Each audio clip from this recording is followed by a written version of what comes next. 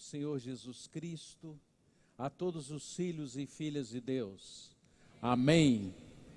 Os filhos e filhas de Deus, deem um amém assim gostoso. Amém. Graças a Deus por vocês estarem aqui. Sejam sempre bem-vindos em nome do Senhor Jesus. Nesta noite eu gostaria de compartilhar com os irmãos e irmãs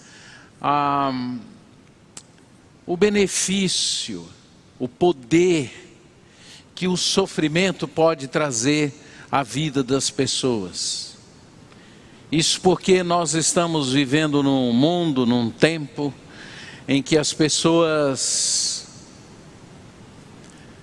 confundem felicidade com facilidade,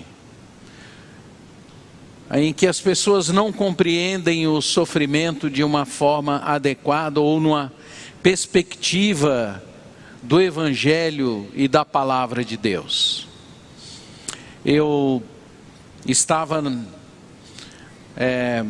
dentro do avião, já o avião começou a taxiar para a gente pegar a pista, e aí a certa altura uma moça muito bonita, jovem, muito jovem, talvez 19, 20 anos, se levantou no meio do avião e começou a gritar. Não eram gritos muito comuns, eram gritos assim de muito desespero. E aí as aeromoças foram ao encontro daquela moça e tentou acalmá-la, e ela cada vez mais gritava mais. E as pessoas começaram a ir ao encontro dela. O piloto perguntou se tinha algum médico dentro do avião, e aí surgiu um médico, e eles começaram a tentar acalmar aquela moça, mas ela, em muito desespero, começou a pedir para voltar, para que o avião voltasse, que ela não queria continuar a viagem. Então o piloto resolveu voltar, e o nosso voo se atrasou mais 40 minutos, ela ficou muito agressiva, saiu do avião, foi levada pela segurança, pelo corpo de segurança do aeroporto. Eram mais ou menos umas 4 horas da tarde, eu estava no escritório da igreja, e recebemos um telefonema de uma pessoa cristã, membro da igreja onde eu era pastor, e ela em desespero começou a gritar e pedir que eu, por favor, fosse até o shopping, porque havia alguém que estava querendo matá-la, e ela tinha a sensação de que ela ia morrer, mesmo que não tivesse alguém. E ela disse que ela correu para, eu estou aqui dentro do banheiro feminino do shopping, em tal lugar, e por favor, pastor, vem aqui porque eu vou morrer, e eu preciso que o senhor ore por mim antes que eu morra. E nós fomos ao encontro daquela jovem senhora, e aí mobilizamos ali o corpo de segurança do shopping, e procuramos falar com ela, acalmá-la, ajudá-la a orar. Depois fizemos os encaminhamentos médicos necessários, continuamos aconselhando, apresentando Jesus para ela pessoalmente, de uma forma que ela pudesse entender melhor o que é o Evangelho. Por muitas vezes na minha vida como pastor, eu tenho encontrado pessoas que não têm muita clareza em relação a quem é Jesus, ao que é o Evangelho, o que Ele nos propõe. E a razão disso é porque nos últimos 30 ou 40 anos, o Evangelho tem sido distorcido. Uma grande parte dos pregadores não querem apresentar Jesus, porque eles querem apresentar um Evangelho que esteja absolutamente submetido à cultura desse tempo, que é uma cultura que procura entender o mundo e o sofrimento humano apenas como uma coisa humana, terrena, e que tem a ver as propostas são apenas para aliviar as pessoas.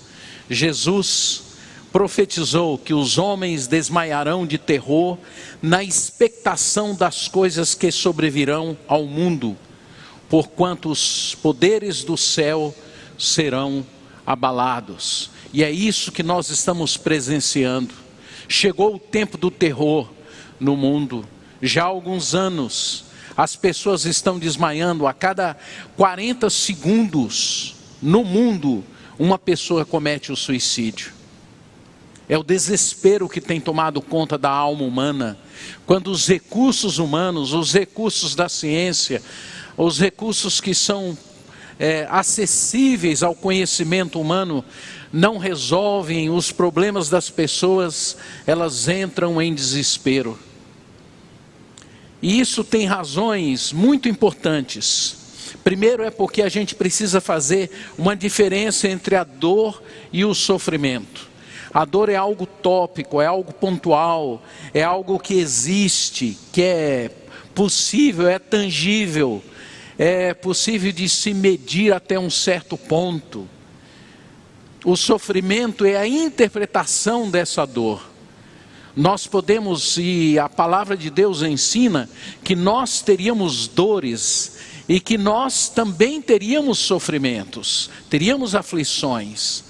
Mas da forma como nós estamos entendendo a dor, ou qualquer dor que as pessoas tenham, seja ela na alma, seja ela nas emoções, sejam elas físicas, as pessoas começam a interpretar a dor, ampliar a dor, e fazer julgamentos da dor, encontrar causas na dor para interpretá-las e fazer com que elas ganhem uma dimensão nem sempre real ou nem sempre proporcional àquilo que a palavra de Deus diz que nós deveríamos ter enquanto dor. Por isso é muito importante a gente observar quem são ou como nós interpretamos a dor. Eu listei aqui algumas formas que a gente tem de interpretar a nossa dor, ou a maneira como nós estamos enxergando o sofrimento humano. E talvez eu não tenha tempo, provavelmente não terei, não tenho mesmo, tempo para descrever sobre como nós vemos o sofrimento humano. Por exemplo, a ansiedade. A ansiedade é um dom ou uma capacidade que Deus nos deu para que do ponto de vista lógico e do ponto de vista humano a gente tenha uma certa previsão do que pode nos acontecer. É por isso que nós somos seres humanos. Por exemplo, quando eu venho aqui pregar, é gerado em mim uma certa ansiedade. Eu então sou uma pessoa que prego já há mais de 50 anos, porque eu comecei aos 18 anos e meio a pregar na rua. Então se pressupõe que eu tenho uma certa habilidade para fazer isso, e se pressupõe, eu estudei para isso, que eu me preparei para isso, e quando eu venho fazer um sermão, eu vou pregar, eu me preparo durante toda a semana. Eu vou me preparando, estudando, lendo, e então eu tenho uma certa ansiedade ao chegar aqui. Mas por causa da natureza pecaminosa que todos nós temos, quando a gente lida com essa ansiedade, a gente pode lidar com essa ansiedade confiando na experiência, na tecnologia, na capacidade humana, e eu poderia chegar aqui confiando nas minhas habilidades, na minha capacidade de me comunicar. Quando a gente faz isso, a gente está contrariando um princípio de Deus. Se você ler o capítulo 6 e 7 de Mateus, você vai observar que o que Jesus está propondo é que a gente aprenda a confiar nele em primeiro lugar. É que a gente deposite a nossa vida e a nossa confiança naquilo que a gente vai fazer nele, e não no nosso próprio conhecimento e na nossa própria capacidade. E é por isso que nós sofremos, é por isso que nós nos entristecemos, porque quando nós confiamos em nós mesmos, a possibilidade das coisas não darem certo é muito grande. Então nós vamos ficando ansiosos porque confiamos em nós e não em Deus. Poderia falar da culpa. A culpa é uma dor que a gente carrega e que amplia e traz muito sofrimento ao ser humano. Os seres humanos sofrem de culpa por muitas razões. A gente que sofre de culpa porque nasceu, sofre de culpa porque vive, sofre de culpa porque tem uma condição melhor do que o outro, sofre de culpa porque se sente incapaz ou se acha empobrecido porque não fez as coisas de forma adequada na visão deles. As pessoas sofrem por muitas razões. As pessoas, as mulheres, ou aquelas pessoas às vezes que sofrem abuso, elas se sentem culpadas porque elas entendem que elas foram seduzir ou seduziram a outra pessoa para que a outra pessoa fizesse mal a elas. Elas carregam uma culpa inconsciente e por isso às vezes elas descaracterizam e abandonam o próprio cuidado com o corpo e com a beleza que elas têm, no caso das mulheres, que é natural, que foi dado por Deus. A mulher foi feita para ser bonita, para ser saudável, para ser sensual, para ser meiga, para ser doce, para ter ternura, porque essa é a forma que Deus as criou, para que elas fossem capazes de fazer esse jogo do amor de uma forma bonita e bela. Mas muitas carregam culpa por serem bonitas. Carregamos culpa por tantas coisas, e isso traz sofrimento para as pessoas. Então, aí as pessoas vão para o terapeuta para tentar aliviar a culpa. E de fato os terapeutas podem ajudar.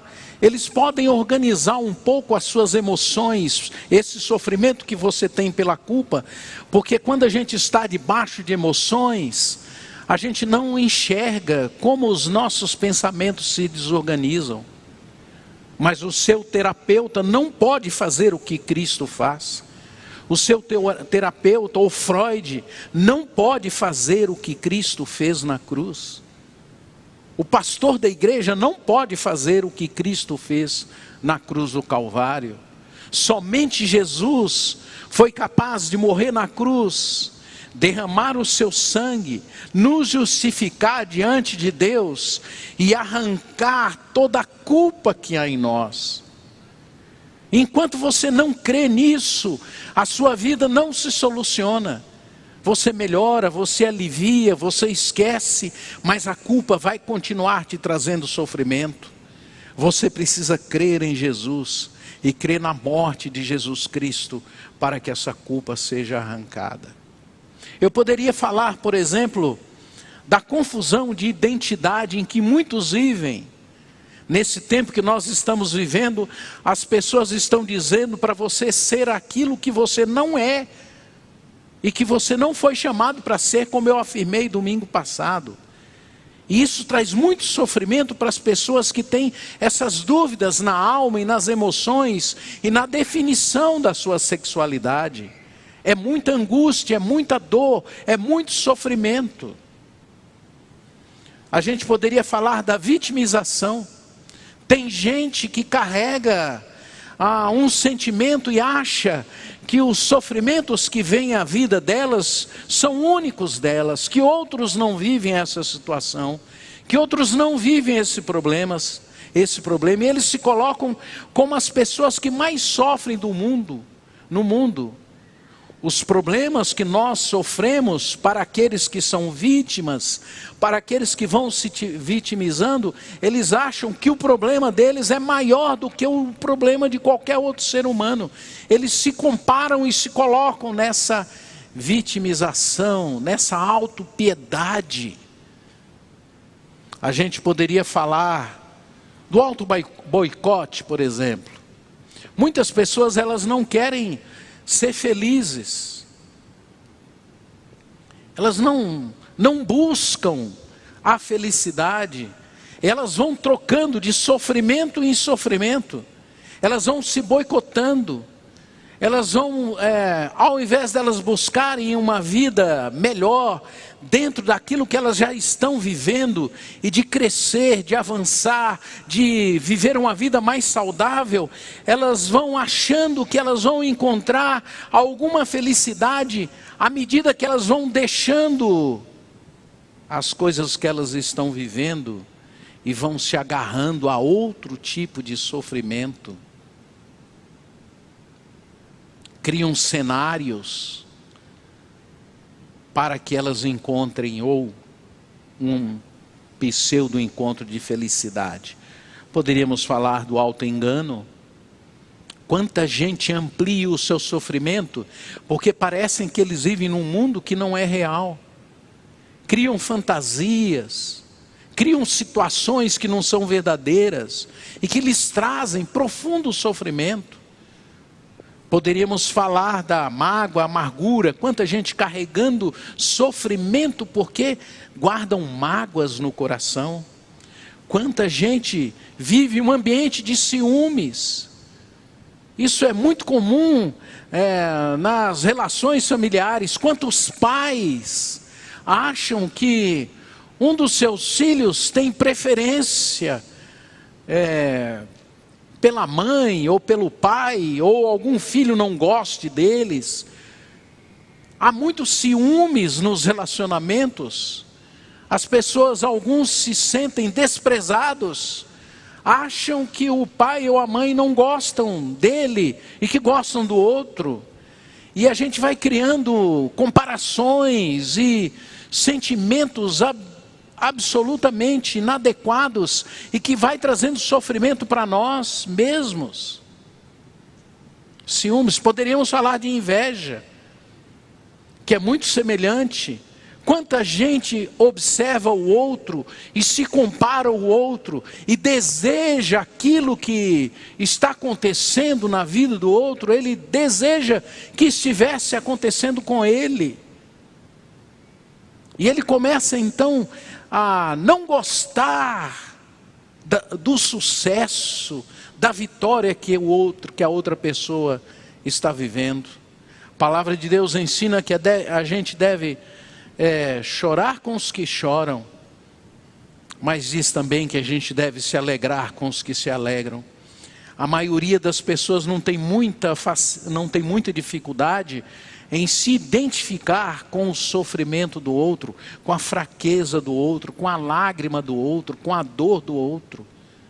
Porque de certa forma, ele se vitimiza também nessa identificação. Mas a maioria de nós temos muita dificuldade de celebrar com o outro as vitórias que o outro ser humano tem. O sofrimento é algo que Deus traz à nossa vida com propósitos. Nesta noite eu quero compartilhar com vocês o texto de Romanos capítulo 5, verso de 1 a 6. E você pode ler agora ou ler depois, à medida que a gente for apresentando aqui. A reação do mundo ao sofrimento é sempre de que todo sofrimento deságua na depressão. Homens de Deus sofreram de depressão. Elias sofreu de depressão. Elias era um homem, um profeta reconhecido. E aqueles que já leram a história de Elias, talvez muitos aqui já a conheçam, sabem que Elias lutou contra os profetas de Baal, os derrotou. E através da orientação de Deus, muitos dos profetas de Baal foram mortos. Mas aí a rainha daquele povo de Baal resolveu que iria matar Elias. E Elias entrou numa crise de medo e de pavor e correu cerca de 50 quilômetros, entrou numa caverna e fez uma oração a Deus pedindo para Deus tirar a vida dele. Deus não concordou com isso. Deus foi até Elias e chamou Elias, mandou que as aves o alimentassem e disse a Elias que ele deveria descansar, dormir, e que ele deveria sair daquela caverna e continuar a existência e a vida dele. Jeremias foi um profeta reconhecido pelo povo de Israel. E Jeremias viveu situações muito difíceis e muitas angústias, perseguição, foi jogado num poço. E Jeremias chegou ao ponto de, em determinado momento da vida dele, escrever um livro. De tanta depressão que ele tinha, ele resolveu escrever um livro chamado Lamentações. Ao invés de escrever um livro chamado Exaltações, escreveu um livro chamado Lamentações. E durante grande parte do livro, ele lamenta, até que chega um momento que ele diz assim: aí então eu percebi a grandeza de Deus, e agora eu quero trazer à memória aquilo que pode me dar esperança. Deus tem uma proposta de vida para nós. Jonas foi alguém que desejou morrer, se jogou no mar, fugindo da tarefa que Deus o havia recomendado. E todos nós conhecemos a história de Jonas, mas Deus o tirou de lá, porque tinha uma proposta de vida para ele. E ele então cumpriu a sua missão, ainda não acreditando que era possível que Deus pudesse usá-lo. Davi, quando nós lemos a história de Davi, a vida de Davi foi uma vida de fuga, de medo. Durante 10 anos ele viveu fugindo de Saul, ele tinha medo de morrer. E quando nós lemos os Salmos, nós vemos Davi abrindo o seu coração e falando da sua tristeza, da sua dor. Aí em determinados momentos do Salmo ele vai contando e dizendo o que ele estava sentindo. E de repente ele diz: mas a minha vida está nas tuas mãos. Eu confio em ti. Tu és o meu refúgio e a minha fortaleza e socorro bem presente na hora da angústia. A sociedade está dizendo que não há opção e que o sofrimento só tem uma saída. Cada vez mais que nós sofremos, nós vamos nos encontrar e vamos entrando num poço que só nos leva para a depressão. Parece que neste mundo as pessoas anularam a possibilidade de você ter uma esperança. A possibilidade de você viver uma vida na eternidade, a possibilidade de você viver neste mundo de uma forma saudável, bonita, ainda que haja sofrimento e dor. A depressão, eu quero esclarecer aqui, ela tem, a gente pode ter uma depressão de ordem psicológica, que pode somatizar e se tornar uma depressão que nos traga danos físicos. É por isso que alguns de nós precisamos consultar os médicos, para eles nos ajudarem. Alguns têm dores, outros têm problemas estomacais. Quando nós estamos debaixo de sofrimento, de estresse, de angústia, de uma tristeza, a gente pode somatizar e isso vir para o nosso corpo e detonar ou desabrochar na nossa saúde. Existe um outro tipo de depressão por deficiência química, hormonal, lesões cerebrais. E essas pessoas precisam ser medicadas tanto quanto a primeira, quando isso já está somatizado. Precisam de tratamento, de ajuda médica. Mas isso não significa que a gente não pode, ou a gente deve desistir da vida, ou de confiar nesse Deus que está conosco. E uma depressão que eu considero, que eu estou chamando de uma depressão normal. Todos nós passamos por perdas, todos nós enfrentamos momentos difíceis, todos nós passamos por coisas e por determinadas situações que nós não temos controle sobre elas, tristezas momentâneas.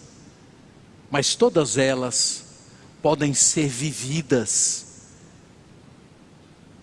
superadas, vencidas, e nós podemos ter uma vida bonita e saudável. É isto que a palavra de Deus promete. A proposta do Senhor para encarar o sofrimento é: no mundo tereis sofrimentos, tribulações, mas tende bom ânimo, eu venci o mundo. O Evangelho não propõe uma vida sem sofrimento. O Evangelho diz e afirma que nós vamos ter sofrimentos na nossa vida, mas que nós não devemos desistir, porque aquele que habita o nosso coração, aquele em quem nós cremos, Ele venceu, Ele levou, Ele carregou, Ele nos convida para a gente entregar a Ele os nossos sofrimentos e as nossas dores. A maioria das pessoas estão interpretando o sofrimento de forma inadequada. Quando eu tinha 7 anos, eu morava num sítio, uma fazendola. E nós acordávamos muito cedo, a família toda. E nós íamos, a primeira atividade que a gente tinha era de ir para o curral. E nós nos levantávamos e íamos para o curral tirar leite. E eu já levava, com 7 anos, eu já levava a minha canequinha com farinha e açúcar. E ali mesmo, na hora que tirávamos leite, ainda quentinho, sem ferver, nós já tomávamos o leite. Aí quando dava umas 6h30, 7 horas, a gente voltava, a família toda voltava para casa. Aí os adultos tomavam um cafezinho que já estava ali preparado, e nós já íamos para a roça. Para a roça significava pegar uma enxada e ir plantar, abrir covas, limpar e plantar e semear. E era uma coisa incrível. Eu com 7, 8 anos estava junto, ia junto, queria plantar, queria ajudar, colocava os grãos na mão e ia distribuindo naquelas covas. Hoje de manhã, quando eu comecei a pensar no que iria pregar, isso tomou conta do meu coração. Voltávamos para casa por volta das 11 horas. E essas lembranças então vieram ao meu coração e eu comecei a me emocionar. Voltávamos para casa por volta das 11 horas. Almoçávamos, comida rápida. E aí as crianças iam para a escola. E eu ia junto, nós éramos 6, 7, 8, 10 crianças naquele sítio. E nós íamos todos para um vilarejo que era perto da fazenda, cerca de 6 quilômetros. Íamos a pé, íamos brincando, rindo, era uma alegria. Ficávamos ali na escola, colocávamos, quando íamos andando, a gente colocava a sandália de couro, manual, feito manualmente, colocávamos dentro do imbornal. Acho que a maioria aqui nem tem ideia do que é o imbornal. Era uma sacola de couro, de pano, que a gente colocava a sandália, porque tinha que andar 6 quilômetros. E vocês imaginem andar 6 quilômetros com aquela sandália, estragava a sandália. Aí quando a gente chegava na porta da escola, a gente dava uma batidinha assim no pé, pegava a sandália e botava no dedo e entrava todo orgulhoso. Pé sujo. E a sandália limpa. Era muito interessante. Tudo era alegria para nós. A palavra de Deus diz, Tiago diz assim, que nós devemos passar pelo sofrimento com alegria. Isso é um absurdo para nosso tempo. Ao contar essa história para vocês da minha infância, eu fico imaginando como as pessoas interpretam isso. Nós, naquele momento, não interpretávamos isso como um sofrimento. Mas certamente vocês, ao me ouvirem, estão interpretando isso como um sofrimento. Porque nós achamos que todo sofrimento é ruim. E a palavra de Deus nos ensina que nós devemos passar pelo sofrimento com alegria. E essa alegria é baseada em algumas coisas. Essa alegria, em primeiro lugar, é baseado em Deus, é em paz com Deus. Justificados, pois, mediante a fé, temos paz com Deus, por meio do nosso Senhor Jesus Cristo. Versículo 1, diz o texto de Romanos capítulo 5. É em paz. Você passa pelo sofrimento, sabendo que os seus pecados estão perdoados, e que você está em paz com Deus, e que aquele sofrimento que você está passando não é castigo, não é culpa, que aquilo que você está enfrentando porque há uma razão de Deus para que você enfrente aquilo. Então, ao invés de você viver entristecido por causa dos sofrimentos que você está, segundo a palavra de Deus, você deveria ter alegria ao enfrentá-los, por causa dessa paz em Deus, por causa dessa certeza da presença de Deus na sua vida, e por causa do futuro, e gloriamos-nos na esperança da glória de Deus. Então, é por causa daquilo que nós vamos ter, é que nós enfrentamos o sofrimento com alegria. Nós olhamos hoje para o sofrimento com esperança de que o sofrimento é temporário, com esperança de que o sofrimento vai passar, com esperança de que um dia toda lágrima vai ser enxugada, com esperança de que tudo aquilo que nós estamos passando nessa terra, um dia não acontecerá mais e não existirá mais. É por isso que é com alegria. O capítulo 5 de Romanos diz mais: nos alegrando no sofrimento, mas também nos gloriamos nas nossas próprias tribulações. Nos alegramos, damos glórias a Deus e dizemos: Senhor, estamos passando por isso, mas há no nosso coração uma esperança na eternidade, uma esperança no céu, uma esperança de que esse sofrimento da terra e que alcança o nosso coração não mais existirá. As pessoas sofrem porque elas não acreditam que o sofrimento vai acabar.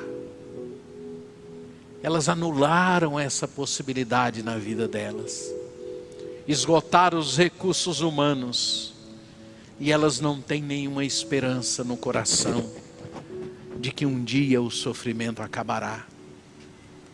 O texto diz que o sofrimento produz perseverança, sabendo que o sofrimento produz perseverança. Porque assim, quando você vai enfrentar o sofrimento, você persevera, acreditando, confiando de que Deus está com você, e que se Deus é a nosso favor, quem será contra nós? Se Deus está em nós, não há sofrimento que Ele não possa nos ajudar a enfrentá-lo, porque não há sofrimento ou culpa ou dor maior do que o nosso Deus. Então Ele vai nos capacitar para a gente enfrentá-lo, e a gente vai perseverando nele, confiando em Deus, enquanto a gente vai vivendo a dor e o sofrimento que a gente tem que enfrentar. Então nosso coração vai se renovando, vai se fortalecendo, e aí então a gente vai vivendo a experiência. A perseverança produz a experiência, e a experiência ela está relacionada com o caráter. Ou seja, à medida que a gente persevera, a gente vai experimentando mais de Deus. À medida que a gente vai perseverando no sofrimento, a gente vai ficando mais forte, a gente vai ficando mais saudável. É um crossfit espiritual. Você corre você pula, você esperneia, você puxa a corda para subir, você sobe um paredão, você pega pneus, você carrega os pneus, você pega peso e você vai ficando forte. E o seu caráter e a sua resistência às adversidades que virão ficam cada vez menores e você cada vez mais fortalecido. E aí, ao invés da gente produzir e da gente ter pessoas algodão doce que se desmancha e entra em processos depressivos diante do sofrimento, a gente vai formando gente forte, resistente, que encara as adversidades da vida com confiança e com certeza dessa presença de Deus na alma, no coração. E a perseverança produz esperança. Aí então nós ficamos grávidos de esperança. Quanto mais você persevera em Deus, em meio ao sofrimento, mais você vai engravidando dessa esperança de que o sofrimento vai passar. O problema é que uma grande parte dos crentes, por causa daquilo que se ensina sobre a esperança, eles vão desistindo de Deus. Porque normalmente as pessoas pensam em esperança assim: eu tenho esperança de que amanhã vai ser melhor. É para o imediato. A palavra esperança está relacionado com a eternidade, com o céu, com o transcendente, com a ideia de que a vida não se encerra nesta terra, mas ela continua. No livro de 1 Coríntios há uma palavra de Paulo aos Coríntios, depois que ele fala sobre o amor, ele diz assim: há 3 coisas que são fundamentais na vida: a fé, a esperança e o amor. Das 3, porém, a mais importante é o amor. Então sempre que eu lia esse texto, eu ficava sem entender direito, até que Deus começou a trabalhar o meu coração e eu comecei a entender melhor. A grande questão é que a grande parte das pessoas, elas confundem esta fé com aquilo que tem sido pregado. As pessoas hoje, elas têm fé na fé. Elas acreditam que elas precisam ter muita fé de que as coisas vão dar certo. Elas acreditam que elas precisam ter uma fé positiva, ou seja, que elas precisam ter uma fé de palavras de afirmação. Então, se eu estou passando por um problema, eu preciso ter fé de que aquele problema vai ser resolvido, porque eu tenho fé. Mas não é isso, não é sobre isso que o texto está falando. O texto está falando que você precisa ter fé. E a Bíblia inteira, quando ela fala de ter fé, é ter fé em uma pessoa. E essa pessoa se chama Jesus. Ele mesmo diz: creio em mim e vocês serão salvos. É fé em uma pessoa. E ele é maior do que qualquer outro ser humano. Ele é maior do que o seu terapeuta. Ele é maior do que o seu marido ou a sua esposa. Ele é maior do que os anjos. Ele é maior do que qualquer profeta. Ele é maior do que qualquer pastor. Ele é maior do que qualquer coisa. Ele é maior do que qualquer dor. Ele é maior do que qualquer sofrimento. Ele é o Senhor dos senhores, o Rei dos reis, o médico dos médicos. Ele é o Rei eterno,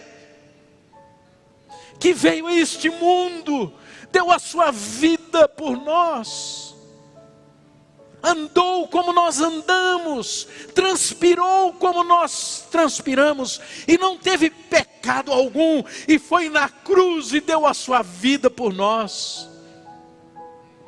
Então a Bíblia diz que ele foi ao Pai, e lá nos céus, isso é minha imaginação, ele fez uma reunião com o Pai e com o Espírito Santo, e disse: Senhor, eu derramei a minha vida conforme o Senhor me pediu, para que eles tivessem os pecados perdoados, e agora eles estão perdoados, pelo meu sangue derramado na cruz. Mas nós não podemos ficar aqui e deixá-los lá. Por isso, o Espírito Santo precisa ir lá, e morar no coração deles, para que eles sejam capazes de enfrentar a dor, de enfrentar os sofrimentos, de enfrentar a vida, de enfrentar as adversidades.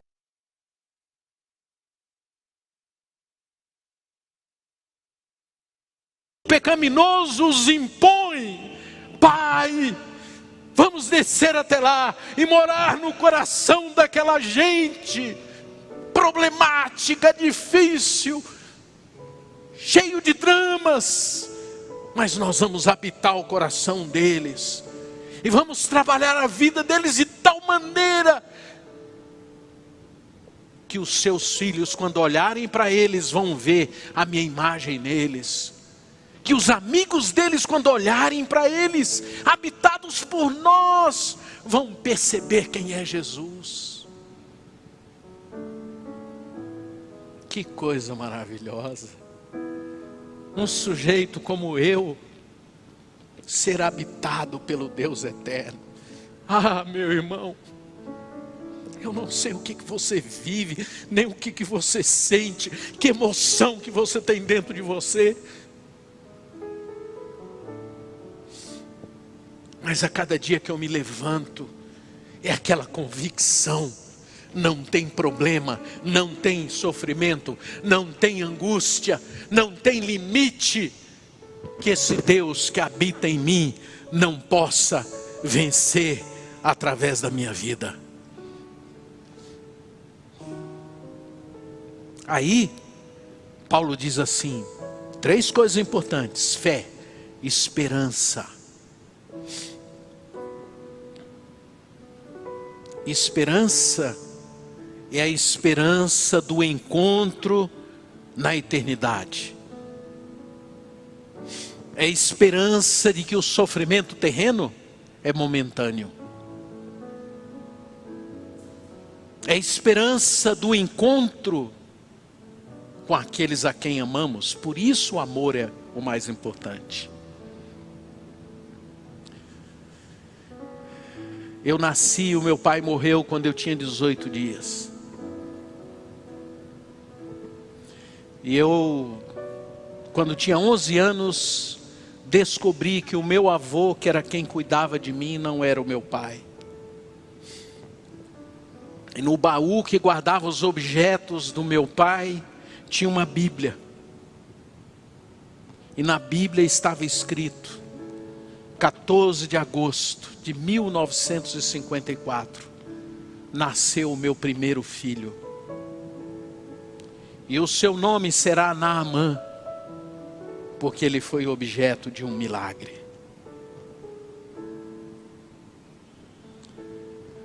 Há uma música que nós cantamos aqui, que diz que quando nós chegarmos na eternidade, a primeira coisa que nós vamos procurar é encontrar-se com Jesus. E depois disso, nós vamos nos encontrar, segundo a música, com a nossa mãezinha. É a letra da música. Irmãos, desde que eu li isso na Bíblia, O meu anseio era conhecer o meu pai. Por muitas vezes, quando eu era 12, 13 anos, eu sonhava com meu pai, porque eu vi uma foto do meu pai. E até hoje esta imagem desta foto é muito forte no meu coração. Mas no meu coração há muita esperança. Muita esperança de um dia na eternidade encontrar-me com meu pai. É essa a esperança. De que um dia na eternidade vamos nos encontrar com aqueles que nós amamos. E é interessante que a Bíblia diz que aqueles que aqui morrem terão um novo corpo. Então todos os nossos defeitos vão ficar aqui na terra. Então, por exemplo, essas rugas que você está começando a adquirir, elas não vão existir na eternidade. Porque na eternidade não haverá nenhum sinal do pecado. Sabe essas maldades que a gente troca uns com os outros aqui, essas irritações, essas coisas maldosas, não vão ficar aqui. Vão ficar aqui na terra. Agora, sabe esses gestos de amor, esses gestos de bondade, esses gestos de carinho, esses gestos de afeto que nós trocamos aqui, estes sim vão para a eternidade. E lá na eternidade nós vamos nos lembrar disso.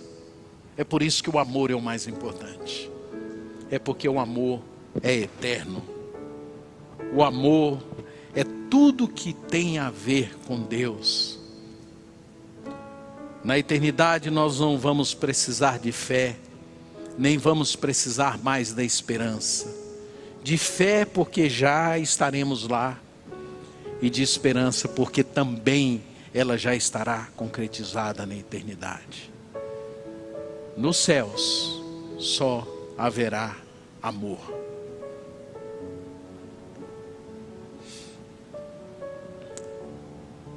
Deixa eu te dizer uma coisa para a gente encerrar.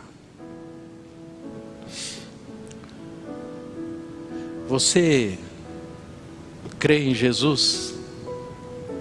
Você crê que a expectativa do mundo é que não há eternidade nem céu? Por isso, eles estão desmaiando de medo e de terror. Mas os filhos de Deus acreditam nesta eternidade. Um dia vamos estar reunidos diante de Deus, e tudo aquilo que é saudável, tudo aquilo que é bom, todos os nossos afetos e amor que nós tivemos uns pelos outros, isso vai ser multiplicado na eternidade. Estaremos reunidos com o Pai, todos em nome de Jesus. Você sofreu uma perda, alguém que você ama, alguém que você quer, tenha certeza que, crendo em Jesus, todos nós estaremos na eternidade. É isto. Quero te convidar para você orar comigo. Se você quiser, se hoje Deus falou ao seu coração, se você entendeu melhor o que Deus tem para você, se você entendeu que esse momento que você está passando é temporário, se você entendeu que você precisa crer em Jesus, se você quer ter o seu coração alimentado por essa esperança na eternidade, eu quero te convidar para você se colocar em pé para orarmos.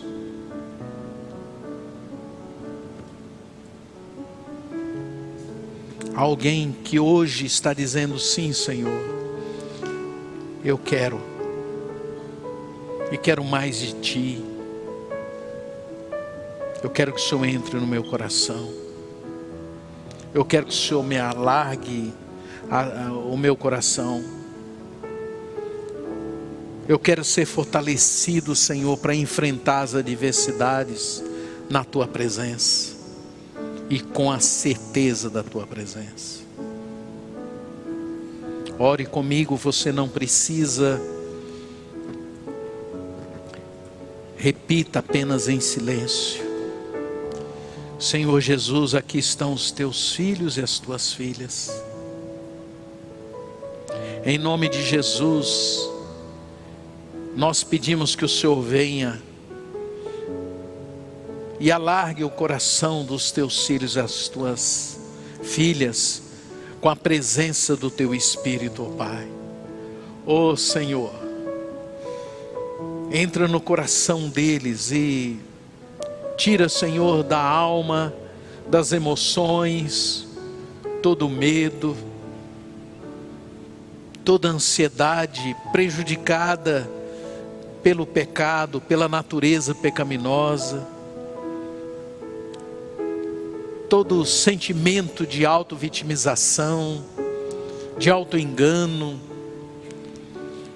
de boicote a si mesmo, que os impedem de confiarem em Ti, de viverem uma vida ainda melhor.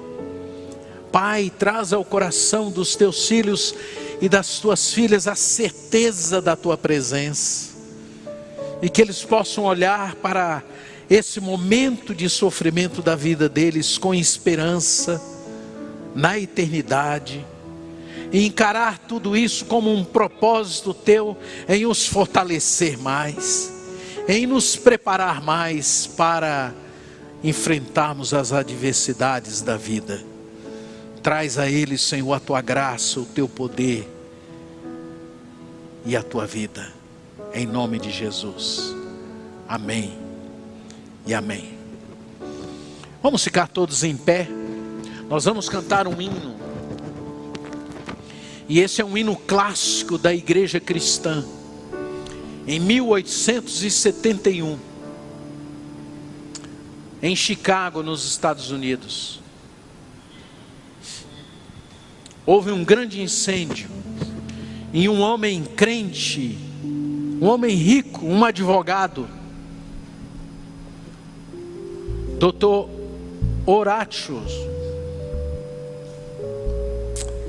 perdeu tudo que ele tinha naquele incêndio.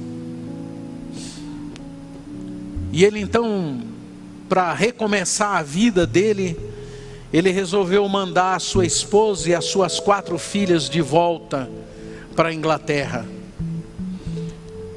E elas tomaram o navio, e o navio, a certa altura do mar, bateu em outro navio, e as 4 filhas morreram.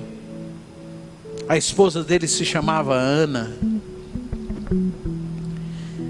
E 1871 demorou um mês para que ele recebesse a notícia que as 4 filhas haviam morrido.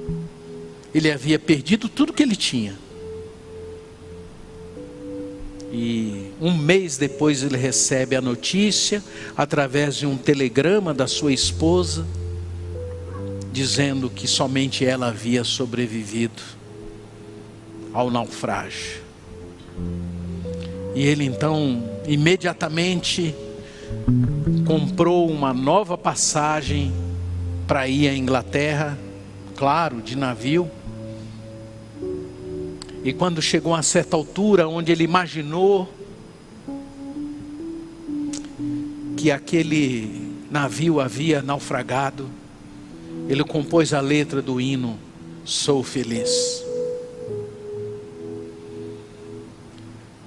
Uma pessoa que estava com ele, ouvindo cantar aquela música, sozinho, no convés do navio, se aproximou dele e viu em lágrimas, e perguntou para ele por que ele estava cantando e chorando. Ele disse: porque aqui eu perdi as minhas filhas, mas eu sou feliz por causa da presença de Jesus na minha vida. Queria que você cantasse essa música. Em nome de Jesus.